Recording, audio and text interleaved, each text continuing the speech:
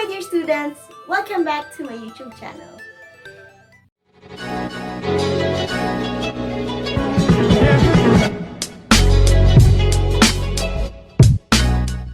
If you're new in this channel, I share educational content for senior high school students, particularly video guides for the self-learning modules. Bigyan niyo po ng suporta ang channel na to sa pamamagitan ng pag-like, pag-comment, pag-share at pag-subscribe ng aking mga videos. Maraming salamat! On our last video, we talked about quantitative research, its characteristics, strengths, and weaknesses. Natutunan natin that quantitative research is a type of research that involves numerical data. Now, we will talk about experimental research design, which is a type of quantitative research. To start, let us switch to our slides.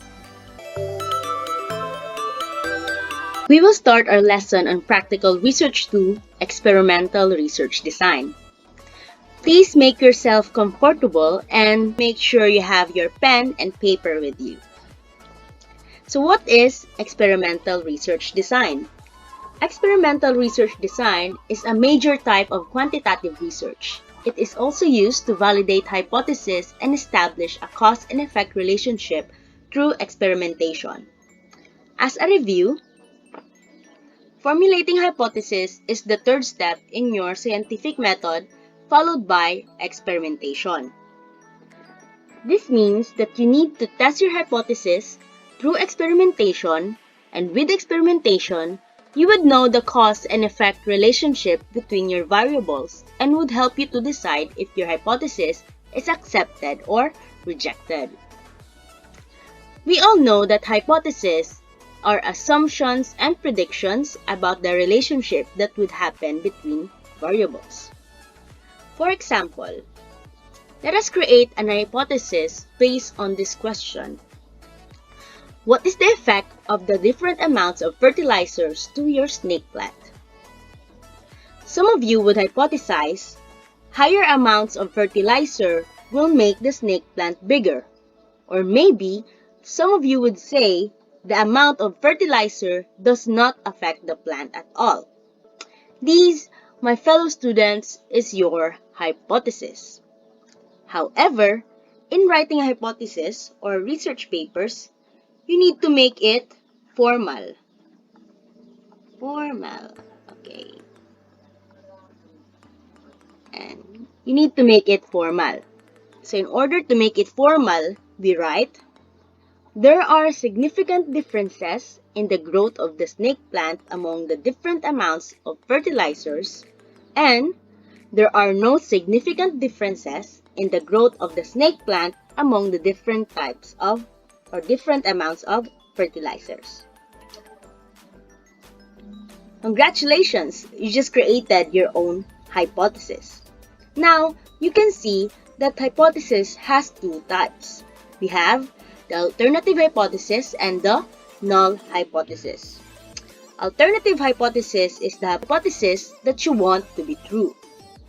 And the null hypothesis is the opposite of the alternative hypothesis. So based on your hypothesis, if you want the first statement to be true, you label this one as the HA. And since the second statement is the opposite, you will label it as HO or the null hypothesis. In experimental research, you would validate your hypothesis through experimentation. So for example, after your experimentation, you have seen that your plant grew bigger with the fertilizer. With this, you can accept your alternative hypothesis. This means that there are significant differences in the growth of your snake plant among the different amounts of fertilizers. Your alternative hypothesis is accepted. This will also have the cause and effect relationship, which is after giving the plant the different amounts of fertilizer, which is your cause, there is significant differences in the growth of the snake plant, which is the effect. So that is our cause and effect relationship. That is just an example or simple example on how experimental research works. Under experimental research design, we have three categories. We have pre-experimental research, through experimental research, and quasi-experimental research.